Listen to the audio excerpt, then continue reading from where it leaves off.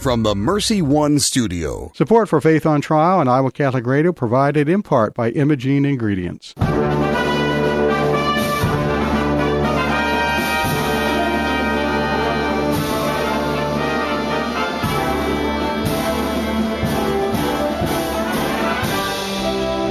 Our freedom of conscience and religion is being challenged by laws and regulations imposed by secular society. It's time to hear from the top Christian litigators in the nation who have come forward to tell us the truth and help us defend our faith.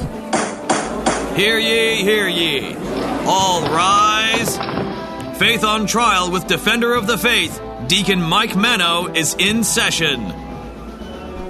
And good Thursday morning from the Mercy One Studios in West Des Moines. I'm Deacon Mike Mano, and here with me in the Mercy One Studios, Gina Knoll. How are you this morning, Gina? I am very well. And yourself? I'm just fine. You look good. Thank you. You've been taking your walks? I've been taking my walks. Wow, this weather has been trying to do a little perfect. Exercising with the stretch bands. And so you're not back to the gym yet? I'm not back to the gym yet. Yours is open? Yeah, it's the same one John goes to. Yes, my husband. Your husband, yes. Yeah. And he has not been back. I hadn't seen him over there in a while. But anyway, going outside in the fresh air is a lot nicer than being cooped up in a gym where there's all these social distancing rules and all that other stuff. So I just go out for these long walks. I used to take my dog on that same route. It's a little over a mile. But he's too old now to go. Yeah, he's 16, and he has enough to just putting up with the cat during the day. Yeah, that kind of a walk might be just a little too much. Too much for him. But I go out there, and yesterday I went out with Luann once, and I went out by myself once. I got 2 of those walks in. I noticed you got a little bit more color. Isn't it nice the humidity's kind of stepped down a little? Yeah, it feels a little bit like we're, just as you're going into fall. Yes. It's getting a little bit cool. And it feels a little fallish, even though we're in August. I'm waiting for the pigskins to go flying, but we're a ways away from that. I think school's about to begin. Yeah, we're going to be talking about. What do we know about schools here at Faith on Trial? We're going to be talking about that in a little bit, especially Catholic schools, and then we're going to talk about other types of things we're getting out of school when we talk about Antifa.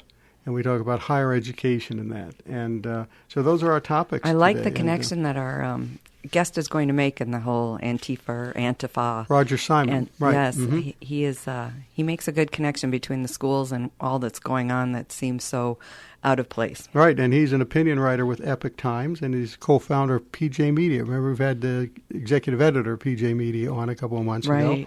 And now, I'm new to this Epoch Times. I had no idea that this was such a comprehensive Yeah, it is, and I've they sent me a sample newspaper, wanting me to subscribe, of course. And it looks like it's a fairly decent thing, somewhat along the lines of a USA Today or something like that. And so I'm thinking about throwing in a few bucks and having it. But I get so much stuff that's mailed to me. Sure. And there are some things that I'd like to read that I don't get around to. I bought a box of books when this pandemic started, so to have something to read, and I'm only partway through those. Of course, I'm getting to the point, too, where at my age, the eyes start to go after a while, and things get blurry, so I can't read a whole lot into the evening like I used to, so Sure. I'll end up watching reruns on TV. It distracts you, doesn't it? Those reruns. Bar Rescue. I've been watching Bar Rescue. Yeah. It's interesting how he does that. I don't know if he's a religious man or not, but he gets right to the heart of some people's problems. Right, and I think those shows are interesting from the whole people perspective. Mm-hmm. We don't have the state fair for people watching this year, so right. You have to find that somewhere else. So That's right. I look forward to speaking with him. Yeah. We'll have them up in just a few minutes. And we have a former congressman? Yes. Tim Huelskamp, who's a former Kansas congressman. He's a senior political advisor for Catholic Vote. Yep. And he's going to talk to us about parochial schools today. It'll be interesting to get his perspective. And what may or may not happen to them and how they fit into the whole educational scheme. So excellent. That'll be kind of good. You got a prayer to open? I do. In the name of the Father, and the Son, and the Holy Spirit, amen. God of peace, bring your peace to our violent world. Peace in the hearts of all men and women, and peace among the nations of the earth. Turn to your way of love those whose hearts and minds are consumed with hatred. Strengthen us in hope and give us the wisdom and courage to work tirelessly for a world where true peace and love reign among the nations and in the hearts of all. Amen. Amen. Thank you very much, Gina. This is Faith on Trial on Iowa Catholic Radio, and we will be back with our first guest in about 3 minutes. Support for Iowa Catholic Radio and John Leonetti in the Morning is provided by Blessman International. According to a 2019 Global Food Security Report, more than 820 million people in the world are hungry today. None of us can help all of them. Most of us can help one child. Your gift of $1 a day through Blessman International provides a child in South Africa with a daily hot meal, place of safety, educational experience, and spiritual development. To get started, go to blessmaninternational.org and click Sponsor a Child. Is it time for a new roof? Then it could be time for you to get to know Bell Construction. Bell Construction is a roofing company entering its 30th year of business. They specialize in residential re-roofs, light commercial jobs, and have the experience to meet all of your roofing needs with personal service. With Bell Construction, the owner will come to your home or place of business in person to inspect and ensure the quality of work that you deserve. They pride themselves in working with you on a personal basis and making sure you are satisfied. Bell Construction, 515-963-4494. Thank you, Big Red Q Quick Print, for underwriting the Sports Report. Family owned and operated since 1980, Big Red Q Quick Print is a full-service print shop ready to help you with all your printing needs with speed and accuracy. Forms, manuals, brochures, letterhead, envelopes, business cards, custom invitations, design, and bindery. Big Red Q Quick Print, located across from Merle Hay Mall. Online at bigredq-desmoines.com. Big Red Q Quick Print. We make printing easy. What is the best gift ever? Giving a Catholic education is at the top of my list. Your contribution to CTO helps families send their children to our Catholic schools who otherwise could not afford it. In giving to CTO, you receive the best tax credits ever. Pledge or donate online at ctoiowa.org. The bottom line, it's for the kids and their future. Support for Dowling Catholic Sports on Iowa Catholic Radio is provided in part by Ashworth Vision Clinic. With 2 licensed optometrists, Barbara Sheets, a Dowling graduate, and Dr. Greg Harper, the Ashworth Vision Clinic team provides complete eye exams, contact lenses, glasses, glaucoma testing, and pre- and post-operative care. Ashworth Vision Clinic is located at Ashworth and 60th Street in West Des Moines, 515-440-4610, ashworthvision.com. 515-440-4610, ashworthvision.com. Ashworth Vision Clinic. Support for Iowa Catholic Radio and Faith on Trial provided by Paul Martin and Paul Mitchell, owners of Imogene Ingredients. Imogene Ingredients supply specialized feed ingredients for livestock and pet diets to improve maternal and young animal health in both conventional and organic production.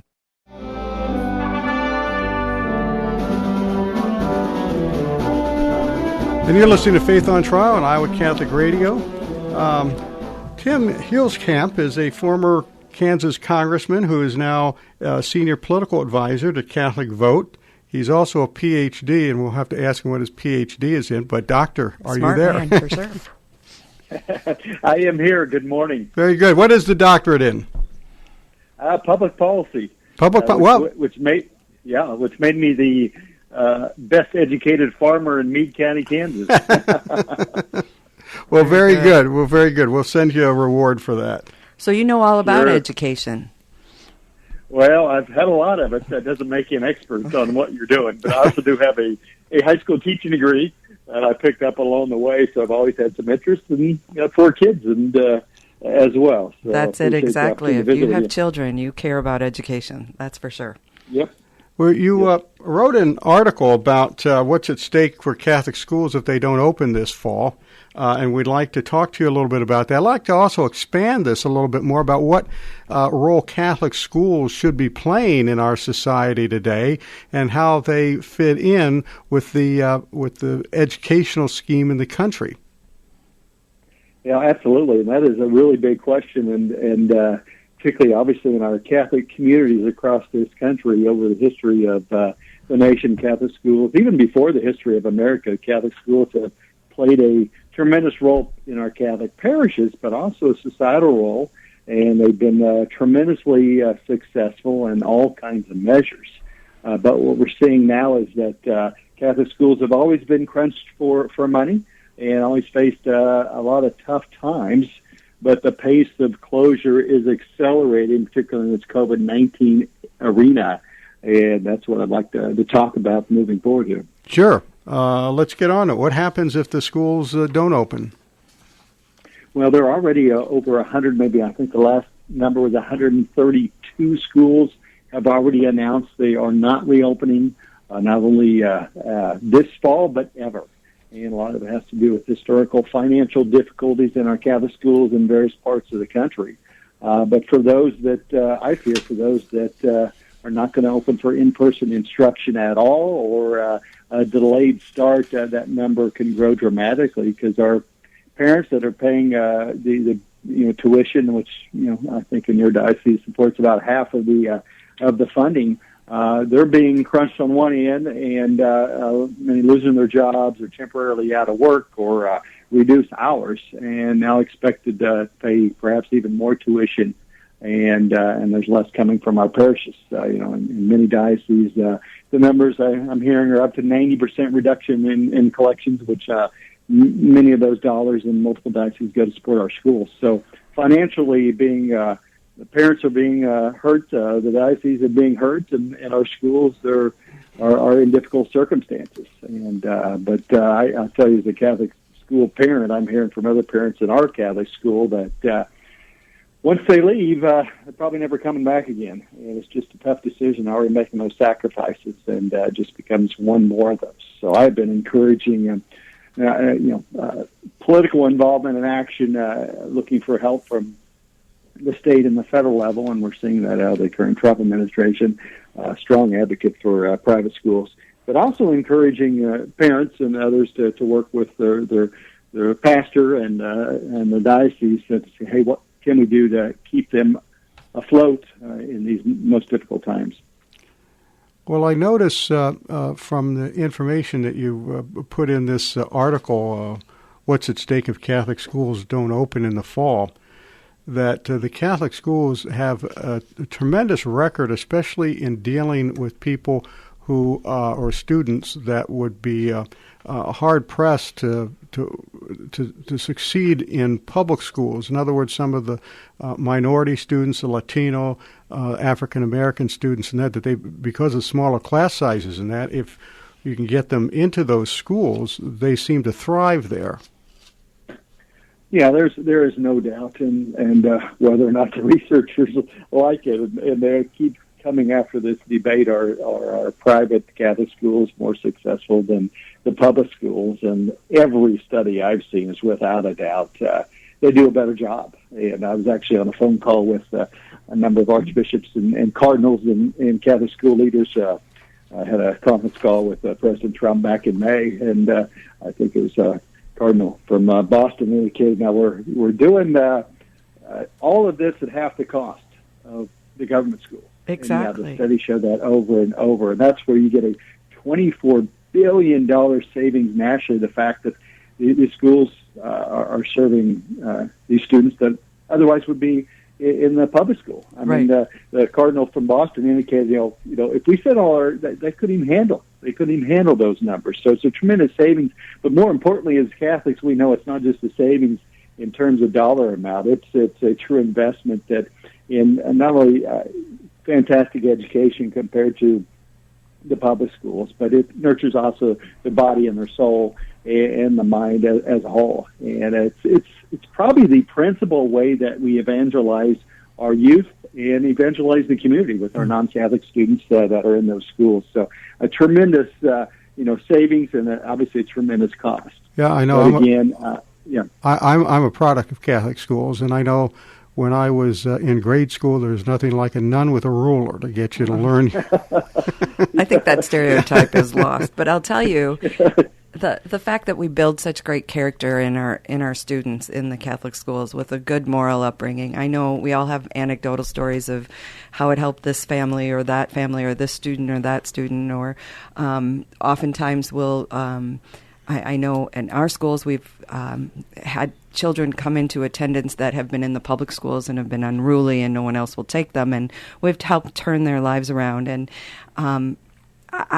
so more than the money, I think that it's important to our culture and to our society to have these schools. It was almost like a brotherhood. Sure, exactly. Like a exactly. family situation when I was growing up. Yes. Yeah, and I didn't have the opportunity to, I was in a small rural western Kansas town. We barely had enough kids for the public school, when arguably we did not have on that, so there was really no opportunity. We were actually really in the mission diocese where there weren't a lot of schools, so you missed that opportunity and that growth of community. And but you go a little bit further in bigger dioceses in Kansas, you do see where the Catholic schools not only build that community and that character and that academic excellence, but it became a training ground for developing priests and nuns and put that together. So that seems to be, and this is in the Wichita Diocese, which I was most recently in before moving to Chicago. And you see where you put that together, and you actually develop, you grow the church, and you grow young priests as well. So that's all part of that. What is so important about our Catholic schools. I noticed that in some parts of the country, I saw some news stories that literally the government is stepping in and saying, if our public schools can't open, your Catholic school cannot open until it's safe for whatever their guidelines might be. And the Catholic schools and the parents are pushing back and saying, no, we want the schools to be open. We have a great plan to keep everyone safe. How is that an overstep of our government to dictate how our Catholic schools can operate? Well, I'm aware. Yes, it is. To answer that question, I'm aware of a situation. I think it's Montgomery County, Maryland, right. And where they said, nope, you can't do that. And so I think it's a tremendous overstep. But don't forget, the U.S. Supreme Court just ruled 2 weeks ago that in the state of Nevada, you could keep churches closed, but casinos open. And so the Caesar's Palace has a right to be open, but our Catholic churches do not, or Calvary Chapel in this particular case. And so, I think it's a dramatic overstep. And you see that's part of a bigger issue as well, or a related issue during this election season, because we are seeing not just this, indirect attack on our faith, but some direct attacks with, I think, devastating news across this country. Over 60 attacks on Catholic churches, Catholic statues, Catholic institutions, Catholic cemeteries, Catholic graveyards, as well as a rampage of anti-Catholic sentiment and hatred that we haven't seen probably since the time of the KKK. It has really accelerated recently during this time, which is scary. And so on top of this, we're talking about Catholic schools and folks that don't like the competition because the Catholic schools do such a great job at half the cost. I'd like to say I can't prove the first half of the statement, but the second half is true. They do twice the job at half the cost. Well, analytically, you can prove that, sure. And, yeah, absolutely. And as we as a public debate the civil rights issues of this great nation, I think Catholic schools tend to be an equalizer in that area, helping to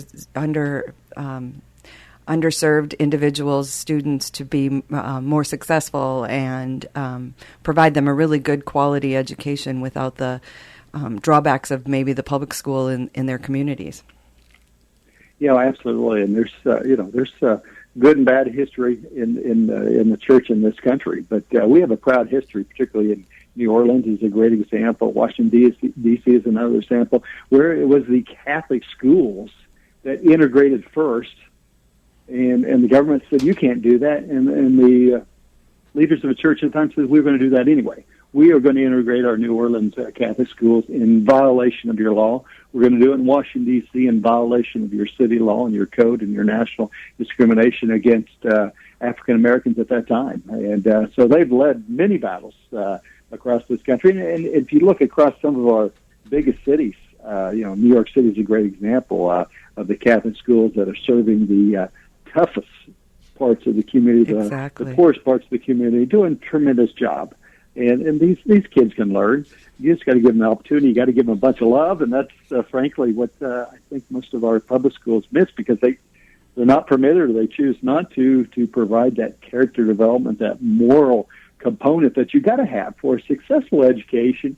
You've got to understand there's a spiritual nature to us, and if you want to ignore that, you're just going to ignore the most important education of our children. Well, and you bring up the influence of the Catholic schools in these larger communities like New York. I think the success of the Catholic school, I would argue, has led the public school system to be able to design these charter schools. I think they're using the example of the parochial schools to further the education of the students with the use of these independent charter schools. Well, they are, and if we would let parents across America make the choice and give them the means to do so, there is no doubt our Catholic schools couldn't hold, at least until we expanded. We couldn't hold back all these kids that would want to come. Parents are desperate. Whether you go to probably the best example, that's Milwaukee, where people line up every year. Please let my child get into a private school of our choice, mainly Catholic school. Washington, D.C., same thing. A long line. People think they're winning the lottery if mom gets son or daughter into a Catholic school of their choice, and that's the type of demand that's out there. And but that's also what I do believe. That's why the public schools really push back. It's like, oh my gosh, we'd lose all these students if we gave them a true choice. But we did have a Supreme Court decision, Espinoza, which hopefully begins to erase decades of anti-Catholic sentiment that was built in the Constitution of the Blaine multiple states. Mm-hmm. The Blaine Amendment, that was all about hatred of Catholics and hatred of quote-unquote papists. And to think here we are in 2020 that Donald Trump liked the decision, by the way, but Joe Biden thought it was outrageous that the Espinoza would say, Catholic school, religious schools of other types would have equal access. But that's what the Supreme Court narrowly decided. So the door is open, and so we're asking state and local politicians, elected officials, and federal ones to say, hey, let's be fair and equal treatment here and give parents a choice and make that a real opportunity for them. And but things are tight everywhere in the government as well as families. And but if our Catholic schools can just hold on, I think on the other side is a tremendous opportunity to expand and develop not just our Catholic schools, but more importantly, our opportunity to evangelize our communities through our students and through the education of our students and their families. Unfortunately, though, charter schools and Catholic schools have become the subject of political argumentation back and forth. Mm-hmm. They're kind of the football out there that's getting bad back and forth. Where do you see all of this going? What happens to funding for not only Catholic schools but charter schools? I mean, you've been in Congress. You've heard these arguments before, and you've seen the battles and the upshots from them. What politically does it look like for Catholic and charter schools? Yeah, it looks tough. It always has. I also served before my 6 years in Congress, and thankfully that crosses over. But I also thank you for your service. Yes, pray for all our folks, both, what I would say, good or bad. It is tough. It's tough on families. I also served for 14 years in the state legislature. And you'd think that if you actually group in home education with Catholic schools, I mean, it's just a fraction of the total numbers. And you'd think that the public schools and their lobby would just worry about their 90% of the students. In some states, it's much higher, or some states a little bit lower. But it's a small fraction. But it's the fraction that really embarrasses them because we are so successful at such a lower cost. And we're real competition to them, even though it's a small place in the market. And so instead of worrying about whether they're going to open up and do it in a way that's successful and safe for our students, you got the case in Montgomery County. They said, well, no, you can't do it. You can't go do that. Right. And so it's and unfortunately it's become a very partisan issue where the teachers union in nearly every state is perhaps the most powerful lobby there is, and they certainly are very powerful in Washington. And so you have one party, the Democrat Party, and Joe Biden are totally opposed. Joe Biden used to be for charter schools. He just now announced that we need to shut those all down. We can't have any competition for our public schools. He's certainly opposed to any tax credits. He had the opportunity to send his kids to a Catholic school. He was able to go to a Catholic school. Excellent. And that's what you see as the irony that some of the best educated and leaders in our country are products of Catholic schools. but then they don't want that choice for others. And or they, do not want to encourage that choice in others. So there is a debate going on right now in a number of state capitals, but particularly in Washington, as they debate the next round of funding related to COVID. And the public schools, want hundreds of billions of dollars, and the Trump administration says, okay, we want to make sure private schools get their share, just like they did in the Paycheck Protection Program. I think this is the first time ever in the history of the country we've had direct support for our Catholic churches and our Catholic schools, and many participated in that around the country. And that's helped a few of the Catholic schools survive and be ready to open in the next few weeks across the country. But many have not, and so it's a difficult time. And as I visit with political leaders and media across the country, I say, well, please encourage our politicians to do the right thing. But please encourage our church leaders as well as our pastors and our schools. Please open up. I can tell you, as one Catholic school parent reporting for, I think, a lot of others across this country, if our Catholic schools aren't available this fall for in-person instruction, they're going to make the hard decision. Says, why would I be paying extra for an e-learning environment that we all agree is not as successful as in-person instruction? We can do this safely. But don't miss this opportunity, particularly if the public school isn't opening. It sends a powerful message that we can do both. We can be safe and effective, and actually we can be even more effective than what is not happening down the street. Well, we have to watch, we have to talk to our leaders, and most importantly, we have to pray about this. It's very important. Unfortunately, we're out of time, Congressman. Thank you for joining us. We certainly appreciate your information here, and we all wish you luck. Yeah, wish you luck in what you're doing, and we'll get on our knees and say a few prayers for you. Maybe that'll help you out a little bit too. That'd be great as well. I mean, you can check out our website at CatholicVote.org, and we have to live out our faith in our schools as well as in our public realm. So thank you for the opportunity to join your show. Thank you very much. You're listening to Faith on Trial on Iowa Catholic Radio, and we will be back right after these messages. What is the best gift ever? Giving a Catholic education is at the top of my list. Your contribution to CTO helps families send their children to our Catholic schools who otherwise could not afford it. In giving to CTO, you receive the best tax credits ever. Pledge or donate online at ctoiowa.org. The bottom line, it's for the kids and their future. Support for Dowling Catholic Sports on Iowa Catholic Radio is provided in part by Ashworth Vision Clinic. With 2 licensed optometrists, Barbara Sheets, a Dowling graduate, and Dr. Greg Harper, the Ashworth Vision Clinic team provides complete eye exams, contact lenses, glasses, glaucoma testing, and pre- and post-operative care. Ashworth Vision Clinic is located at Ashworth and 60th Street in West Des Moines, 515-440-4610, ashworthvision.com. 515-440-4610, ashworthvision.com. Ashworth Vision Clinic.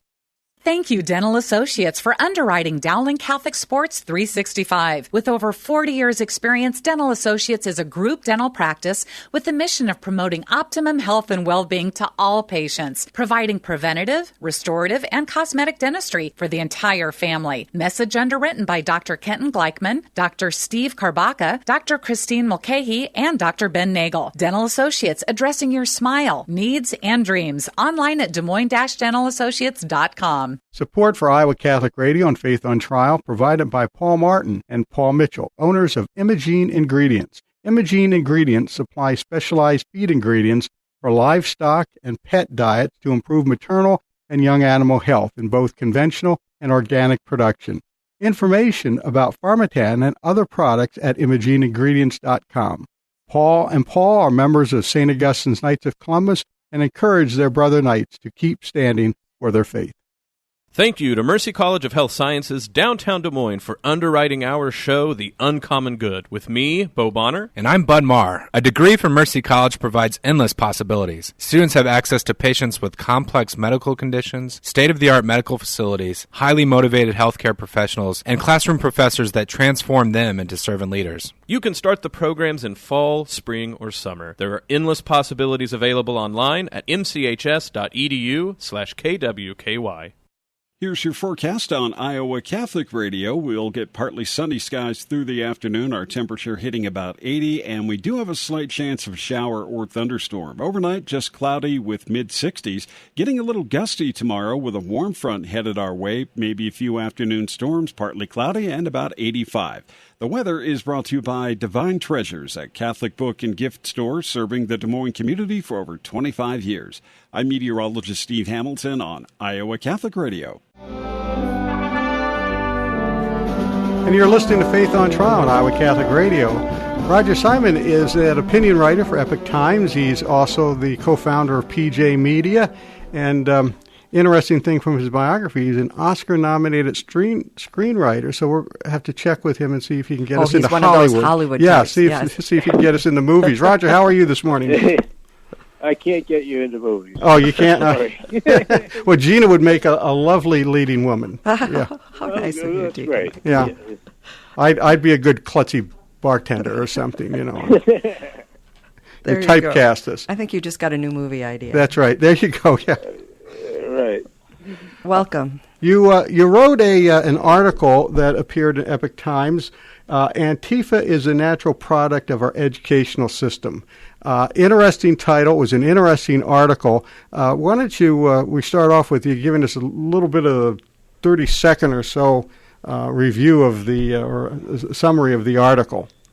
Well, the idea is essentially that our schools for many, many years, and even more now than before, are essentially teaching warmed over Marxism to the kids in America, and all the way. This goes from kindergarten to PhD. I mean, that's the dominant thing because it's become a replicated culture, meaning that people go through the universities where they've been essentially taught Marxism or a low-grade Marxism, different varieties of it, and they go back to become the teachers in the third grade or teaching at community colleges or whatever. So the system is like it's a closed system, and our kids are being essentially indoctrinated.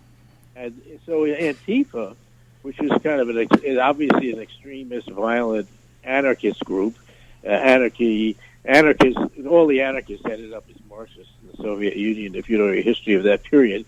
It's just sort of the outgrowth of that. They're doing in the streets what their teachers said was kind of okay. Not explicitly okay, but kind of okay, if you know the difference. Mm-hmm. Yeah, well, wink and nod while you go out and do what you need to do. Yeah, and also, I will add to it that it's been discovered that many of those people in the black masks of Antifa are actually teachers, which is a frightening thought. Yeah, I've noticed that from some of the arrest records. That some of these people are teachers or counselors at high schools and professors. Yep, it's rather scary. I mean, and it's also it just shows that they have learned by this thing called critical theory that democracy is an illusion and that they have to just take what they want by any means necessary rather than a vote. All right, how did this all get started? What do you trace this back to? Well, I didn't get into that in my article, but I will say that, this I noticed you mentioned the back Frankfurt School in that, so we went back. I do. Yeah. Yeah, well, I think it goes back even before that. The Frankfurt School, of course, is, to some of your listeners may know, is a kind of an import from Europe that occurred right after World War II of Marxist intellectuals who had this new way of looking at the revolution because the working class, for some reason, didn't think communism really worked for them.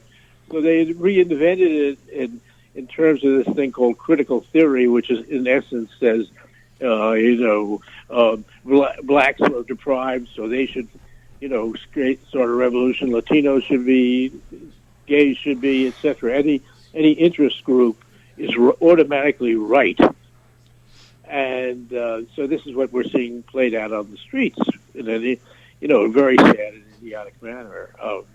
It also may go back to the progressive education of John Dewey and so forth. And who are the leaders of this group? I haven't been able to kind of figure out, who speaks for them. How did Who organizes them? Well, for Black Lives Matter, you can trace it back to the New York Post. I just linked to it the other day. The New York Post of June 25 is an interesting article. This woman Priscilla, I can't remember her second name, is one of the two, co-founders of Black Lives Matter. Then said to the press that our leadership are, quote, trained Marxists, unquote. So but they don't need. They don't need explicit leaders, because if you look to the Islamic radical movements of the Middle East, there are I don't know, maybe 50 or 100 of these different groups like Al Qaeda. They didn't need bin Laden to tell them what to do. They all were, playing to the same drummer. So it's almost a copycat in our very technologically advanced communication system worldwide. We're able to express these things to individuals throughout the world, and they could just copycat and begin their own. Yeah, they see it 10 minutes after it happens. So you're totally right. So, that way the old-fashioned leadership methods of Comrade Stalin, as an example, sure. are no longer necessary, although my suspicion is that it will morph into that if we don't watch out, because China is a good example. I mean, Xi Jinping is the most ironclad leader they've had in many years. And it's not by accident that's happened.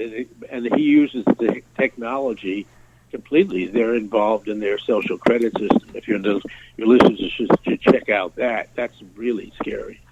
And, so they use the technology. The technology can be flipped over into a dangerous dictator in 10 minutes. And so I don't, you say that this is in their education system from kindergarten through college level, honestly. And our college system is the one that's educating these teachers. Do you feel like that's the self-fulfilling eventualism of the fact that these kids are being indoctrinated at such a young age? Absolutely. But I think there's some good news in all this, and I don't want to be totally bleak. Thank you. And the good news is the pandemic. And I'll tell you why. That's also, ironic, obviously. It's getting a lot of people to question the education of their kids at all levels. I would agree. People paying $$70,000 a year to get their kids through college. I mean, it's crazy, and they're wondering what's really going on for their money. And as people are sitting at home, they're starting to educate themselves a bit more on this. And homeschooling that's going on is probably a positive thing in general. Difficult for a lot of parents, but it's a positive movement because it's more practical. It's breaking that chain to the movement in college. So let's hope that's happening. I know my wife and I are working on a project in that direction. Lots of people are. Yeah. Go ahead, Julie. I'm just wondering. We had a previous part of this segment of this program this morning. We talked about the benefit of the Catholic schools or the parochial school system in the nation.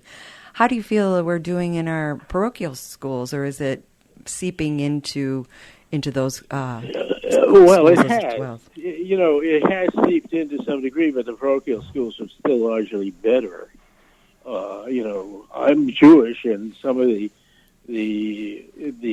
Orthodox Jewish parochial schools are good, and certainly many of the Catholic schools have a great educational tradition that's much more.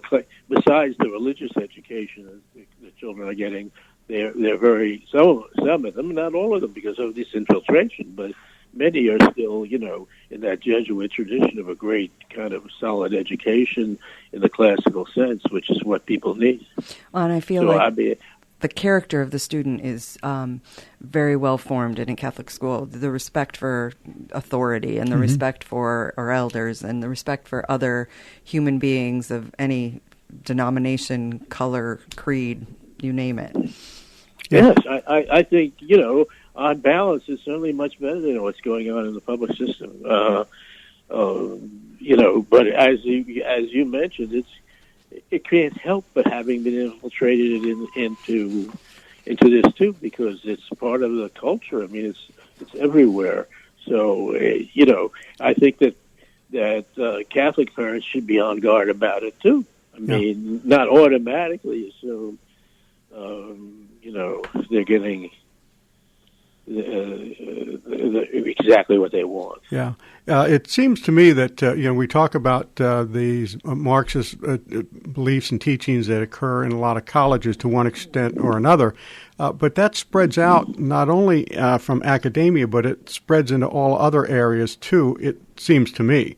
For example, we seem right now to be politicizing almost everything, and we've got business people who you would think could not be favorable at all to Marxism or anything like that, coming out and supporting a lot of these organizations. Look how much money that Black Lives Matter has collected from business and corporations.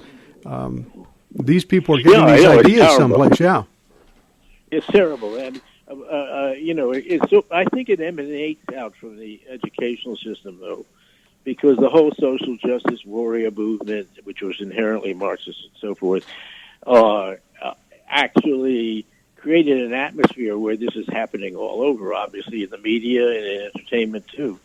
But the thing about the media and entertainment is you can look elsewhere, and for there are media out there that are. I could advertise the Epic Times where I work, but other ones, and you have some choice. But in schools, people don't have much choice. They got to go to school.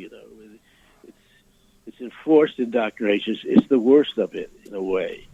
It's where it all begins. And it just gets passed along. Yeah.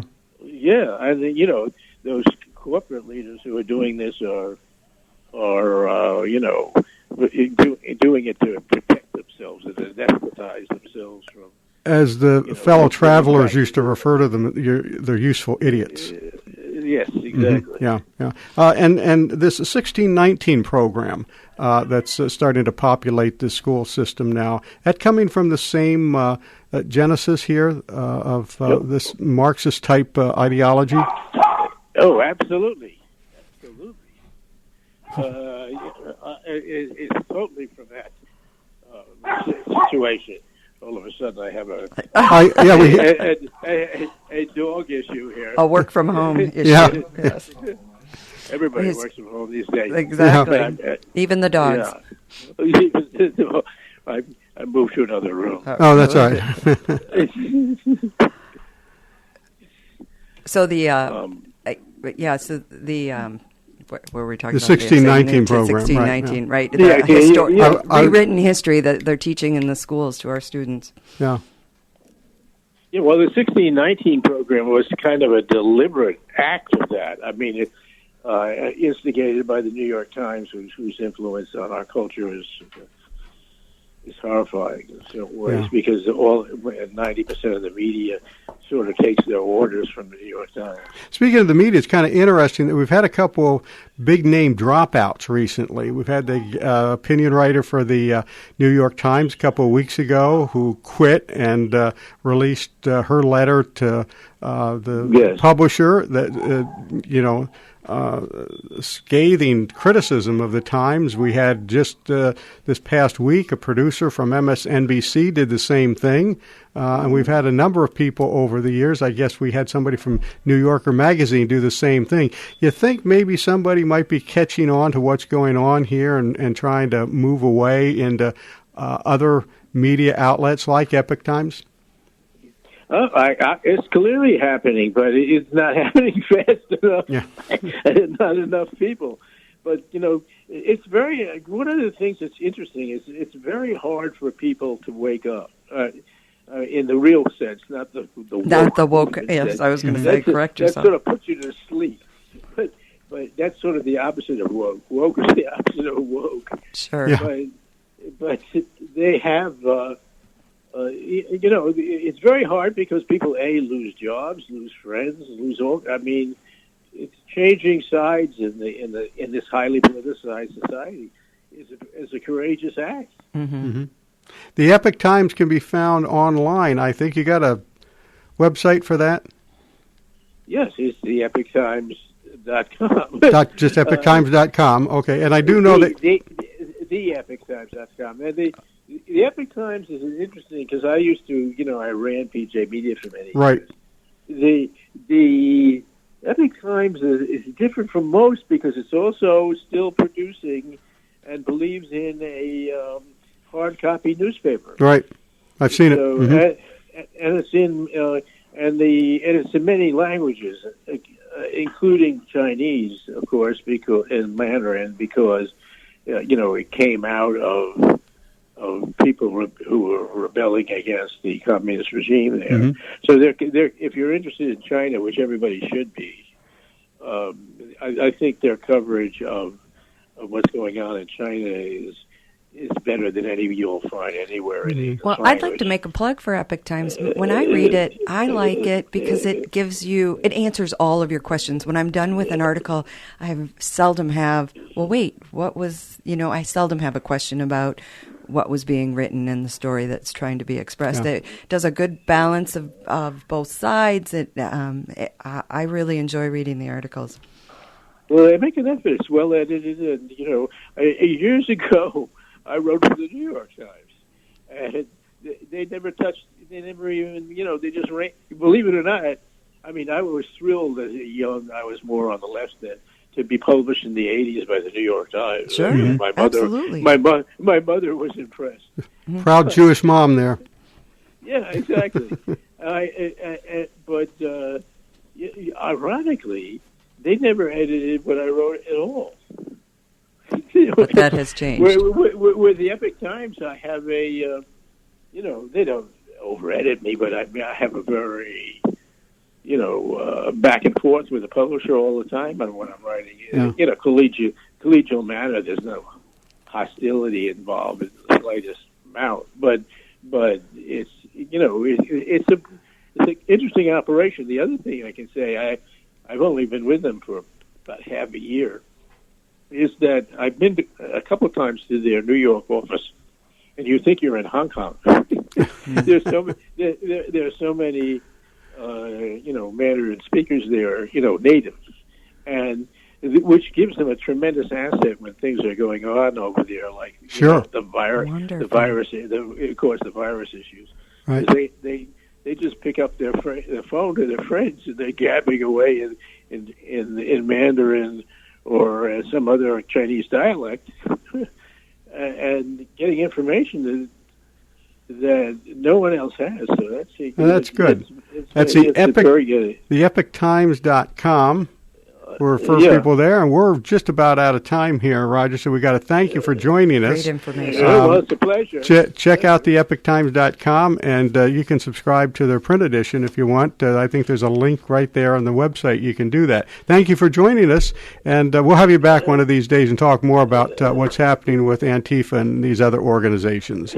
I hope not too much. Okay, thank you. You're listening to Faith on Trial on Iowa Catholic Radio, and we'll be right back after these messages. What is the best gift ever? Giving a Catholic education is at the top of my list. Your contribution to CTO helps families send their children to our Catholic schools who otherwise could not afford it. In giving to CTO, you receive the best tax credits ever. Pledge or donate online at ctoiowa.org. The bottom line, it's for the kids and their future. Support for Dowling Catholic Sports on Iowa Catholic Radio is provided in part by Ashworth Vision Clinic. With 2 licensed optometrists, Barbara Sheets, a Dowling graduate, and Dr. Greg Harper, the Ashworth Vision Clinic team provides complete eye exams, contact lenses, glasses, glaucoma testing, and pre- and post-operative care. Ashworth Vision Clinic is located at Ashworth and 60th Street in West Des Moines, 515-440-4610, ashworthvision.com. 515-440-4610, ashworthvision.com. Ashworth Vision Clinic. Thank you, Dental Associates, for underwriting Dowling Catholic Sports 365. With over 40 years' experience, Dental Associates is a group dental practice with the mission of promoting optimum health and well-being to all patients, providing preventative, restorative, and cosmetic dentistry for the entire family. Message underwritten by Dr. Kenton Gleichman, Dr. Steve Karbaka, Dr. Christine Mulcahy, and Dr. Ben Nagel. Dental Associates, addressing your smile, needs, and dreams. Online at DesMoines-DentalAssociates.com. Support for Iowa Catholic Radio and Faith on Trial provided by Paul Martin and Paul Mitchell, owners of Imogene Ingredients. Imogene Ingredients supply specialized feed ingredients for livestock and pet diets to improve maternal and young animal health in both conventional and organic production. Information about Pharmatan and other products at ImogeneIngredients.com. Paul and Paul are members of St. Augustine's Knights of Columbus and encourage their brother knights to keep standing for their faith. Thank you to Mercy College of Health Sciences, downtown Des Moines, for underwriting our show, The Uncommon Good, with me, Bo Bonner. And I'm Bud Marr. A degree from Mercy College provides endless possibilities. Students have access to patients with complex medical conditions, state-of-the-art medical facilities, highly motivated healthcare professionals, and classroom professors that transform them into servant leaders. You can start the programs in fall, spring, or summer. There are endless possibilities available online at mchs.edu/kwky. Partial support for Catholic Women Now comes from injury attorney Fred Haas. When Iowans have been injured through no fault of their own in a car, truck, or motorcycle accident, harmed in a work-related injury, or suffered injury due to negligence of others, Fred Haas has been on their side to help recover from financial, physical, and emotional loss. Fred, double D, Haas, double A. Online at fredhaas.com. The Des Moines Law Offices of Fred Haas. While we have time, let us do good.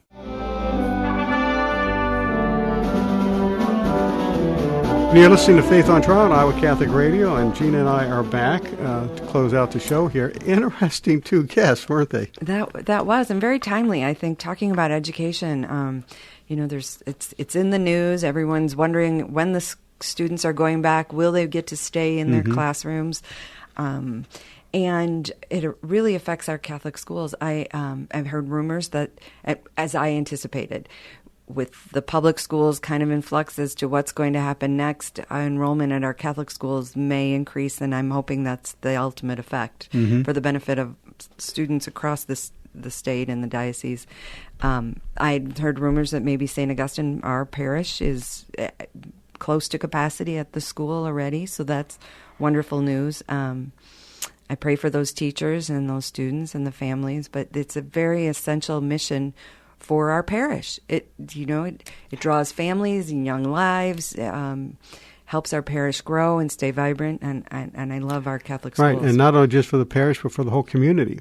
And you can see from what both of our guests have told us about how Catholic education fits into the whole educational system in the United States and how well Catholic schools have done and what some of the problems are with Catholic schools as far as funding and things like that these days, and how they have somehow become a political football, too, in the upcoming political election. You raised a good point that I hadn't really examined closely, that, a lot of our political leaders are products of the public school system, or have sent products of the Catholic school system, and have sent their children also to Catholic schools, and yet now they seem very anti-Catholic. Yeah, they climbed up the ladder, now they want to pull it up behind them.